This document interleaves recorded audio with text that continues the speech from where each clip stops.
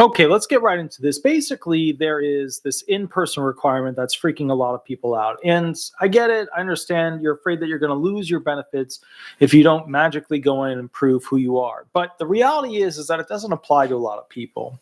It's mostly applying to people who are newly winning benefits or those basically who are trying to do a change that traditionally, historically, has had a lot of fraud equate to that change. So this is not really as big and as scary as everybody seems to make it out to be. Now, real quick, Diana, thank you for the $2 donation. That's absolutely amazing and absolutely very cool catching up with you. To answer the other person right here who asked the question, why did we switch over to basically an earlier time? So today, I was actually supposed to, it's my father's 80th birthday. So we were supposed to go to a place that we wanted to go to, which is like it's like a bar up here in New Jersey. It was actually in Pennsylvania, in Tannersville, that we go to celebrate when we're on the farm working nonstop. So instead of working tonight outside because it's raining, I'm going to actually work inside on the house. And tomorrow instead, we're going to be going to that restaurant. So that's why I'm a little bit earlier tonight.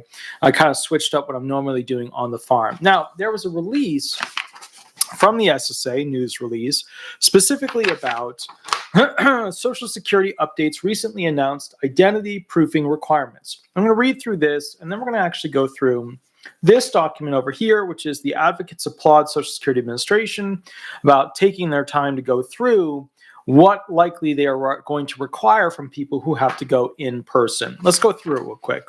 The Social Security Administration is taking proactive steps to enhance the security of its services by implementing stronger identity verification procedures. Now, remember, we've talked about this.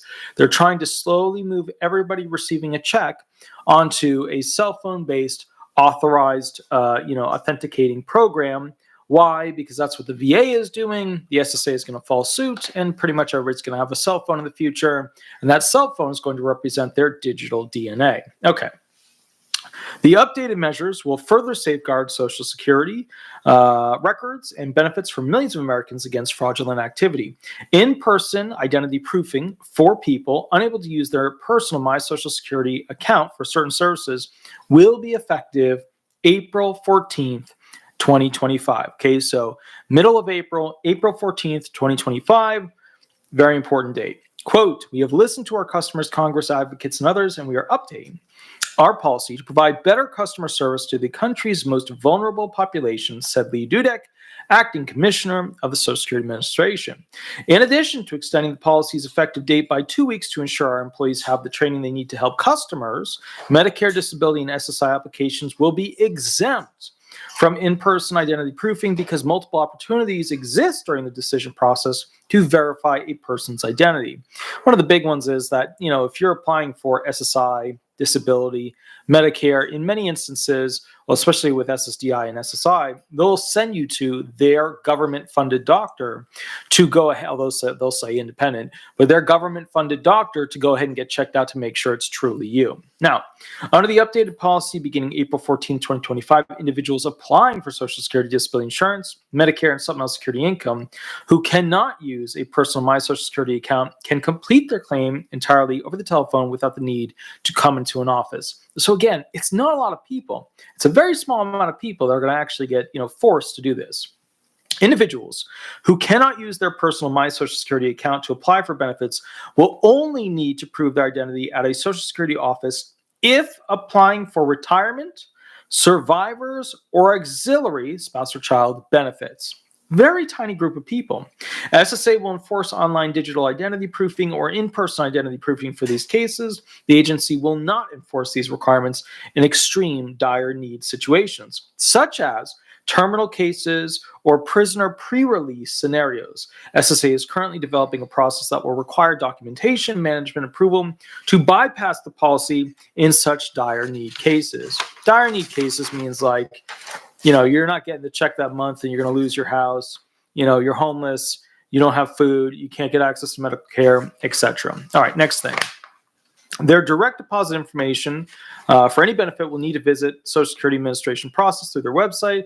the agency also recommends that individuals unable to apply online call to schedule an in-person appointment to begin and complete a claim for retirement survivors and auxiliary spousal or child benefits in one interaction. SSA recently required nearly all agency employees, including frontline employees in all offices throughout the country, to work in the office 5 days a week. So in other words, they said, you can keep working here, but you're going to come to the office. This change ensures maximum staffing is available to support the stronger in-person identity proofing requirement.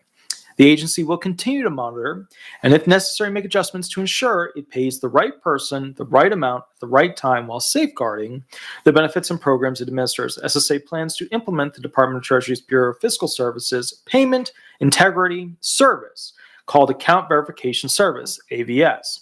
AVS provides instant bank verification services to proactively and timely prevent fraud associated with direct deposit change requests. SSA will continue to fight fraud while balancing its program integrity responsibilities with delivering on its customer service mission to the American people.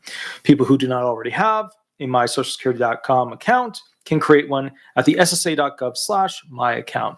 Bottom line point with this whole thing is that at the end of the day, they are basically trying to get everybody that has a Social Security benefit check coming to them to go ahead and integrate that with a phone system in the future that will essentially authorize you through one of these pre-auth systems. And they're simple. You just download an app. You know what I mean? Your phone becomes basically your digital identity. It's your digital DNA. And instead of relying on Social Security numbers to be like your protected thing, which isn't. They've all been stolen at some point by some country, by some entity.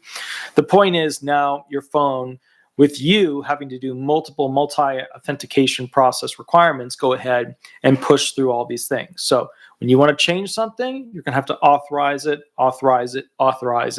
through all these different phone requirements. Now, there was a group, the ACRD, who basically is for advocates, counselors, and representatives for the disabled. They had a statement where they got to catch up with the Social Security Administration specifically about this item, this particular thing. I want to tell you exactly what's going on so that you understand kind of the details about it.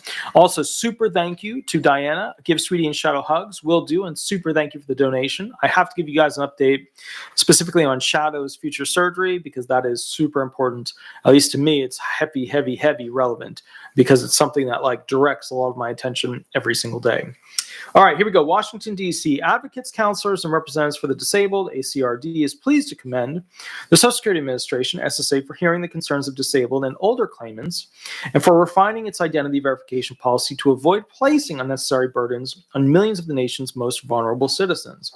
Following direct dialogue, including an in-person meeting yesterday between SSA Acting Commissioner Lee Dudek and Jason Turkish, the board member and special advisor to ACRD, the agency announced that its upcoming in-person identity proofing requirement will not be applied to applications by individuals who are medically fragile, economically marginalized, or geographically isolated. So in other words, put another way, if you're medically fragile, stuff's not going to apply to you.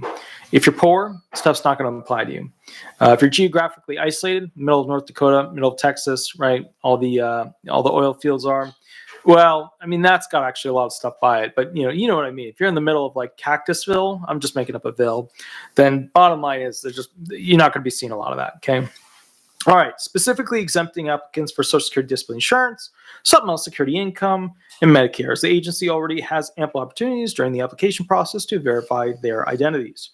Lee Dudek, Acting Commissioner of the Social Security Administration, states, "We have listened to our customers, Congress advocates, and others, and we are updating our policy." We already went through that. Beginning April 14th, they're going to go ahead and do it. Quote, "By preserving the ability of claimants to access professional representation, SSA will be able to continue processing claims quickly." But I don't know if I go with that quote. The quote here from the SSA, the SSA will be able to continue processing claims quickly and accurately, reducing red tape, cutting down on duplicative paperwork. Sorry, my brain's not working. And eliminating unnecessary spending, added former Senator Roy Blunt, ACRD advisory board member. Quote, "Professional representatives are a major force in Social Security program integrity by helping screen out invalid claims before they ever reach the SSA, saving the federal government time, money, and resources." And as you guys know, fraud and waste is rampant at the SSA.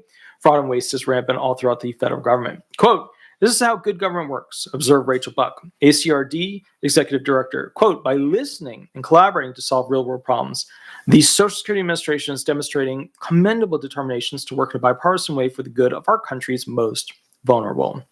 So what I want to point out from this is that it's a very, very tiny group. Very, very tiny group of people. I know that other channels are spinning this to be like, you're going to have to go to the local field office immediately. Otherwise, you're going to lose your benefit. I know that they're spinning it as that. But the reality is you don't need to worry. It's just not a big deal. It's just not something that's scary. Okay. Now, if you like this channel and this channel gives you a little bit of reality, even though it doesn't have that sugary yum, yum, yum that other channels have, like, the stimulus check, it's coming tomorrow, that kind of stuff. Please remember to like and subscribe. It helps me continue to make these videos. The next video that we're going to be covering, we're doing a total of 4 today, which is very high, is basically healthcare providers can help Social Security improve the disability process. And we're going to be talking about how the SSA is getting access to more of your private information. And it's already been authorized, and they're going to start digging and having even more access to it than they had before. Some of you worry about that stuff. I get it. Totally get it. But at the same time, I think this is actually a good thing. I'm going to tell you why in the next video. Attorney Walter Hnot, please remember to like and subscribe. Head over to Google, type in Disability Resolution Law Firm or Disability Resolution Florida. Throw some stars up there if you get a chance. I will catch you all a little bit later. Please remember, on Mondays and Thursdays, I normally go live. However, Thursday, I fell asleep. So while I was working at the desk. So bottom line is this upcoming, so I'm going to be doing this video, and then the video thereafter, I'll be answering questions for free. Also, if you're a really sticky situation with the SSA, there is a private session contract below. You can buy an hour of time for a private session, and then we'll work through what the fix should be in your particular situation. I will catch you all a little bit later. You have an absolutely wonderful day. Attorney Walter Hnot, and we will go from there. Thank you so much. Bye-bye, everybody. Bye-bye.